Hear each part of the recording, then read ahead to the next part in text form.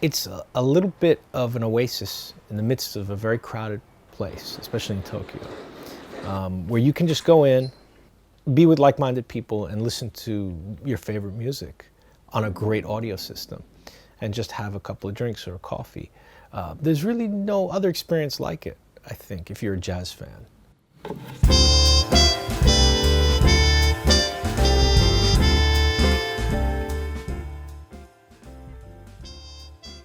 After World War II, jazz kissantens began to pop up in Tokyo at a time when foreign jazz records, made popular by US soldiers, were expensive and very hard to find.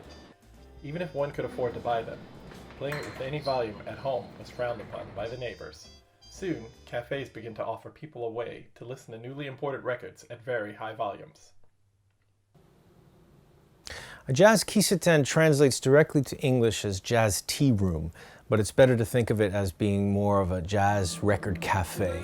It's places where customers come to listen to records, basically. And it's a phenomenon that only exists in Japan. Over time, as Japan moved into the 60s, these cafes, which were often located in university neighborhoods or the nighttime districts, the cafes became places where students would gather because you could come and order a coffee or a drink and stay for hours. And the owners would have thousands of records. At their height, dozens of kissa cafes sprung up around many central train stations like Shibuya and Shinjuku. It was the sought-after social scene, and one could listen to the latest Miles Davis record on a high-quality sound system for the price of a cup of coffee. And this was a tradition that carried on in Japan long after the war. もともと私はこの店に通っていたんですけども、当時は別にジャズを聴くという目的ではなく、ただ単純にコーヒーを飲みに来るという目的でこの喫茶店には通っていました。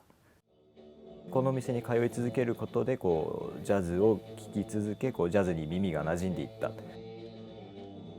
もう僕もやっぱこの店に通い始めて結構いろんなあっち側のカウンター席でいろんな方と知り合えて、いろんな横浜のことを教えてもらって、でジャズのことも教えてもらって、ジャズだけじゃないいろんな映画やら音楽やら、ね、そういうもろもろの話をして、で結構見聞が広がったというか、世界が広がったっていう感謝の念ってわけじゃないんですけど、そういうコミュニティとして僕は捉えてたんですね。Yoshihisa has managed to give back to his community. In 2016, he left his job and took over this kissanten when the previous owner retired. He didn't want to see his second home shuttered like many other kissanten. Higher rents and a changing taste in music are slowly pushing these jazz hubs aside.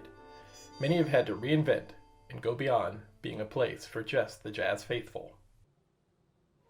昨今のジャズ喫茶っていうのはジャズだけじゃない目的でプラッと来てご飯を食べるって目的でも十分満足して帰れるっていうような、その単純なフードやドリンクの美味しさを提供するお店は増えてきてます。その前は多分本当にコーヒーしか出さない。でそのコーヒーがめっちゃまずい。それでもみんな音が聞きたいから来る。それはみんな手元に聴ける音楽がなかったから、ここでしか聴けなかったから、それでもコーヒーまずくてもそのために来るっていう状況でしたね。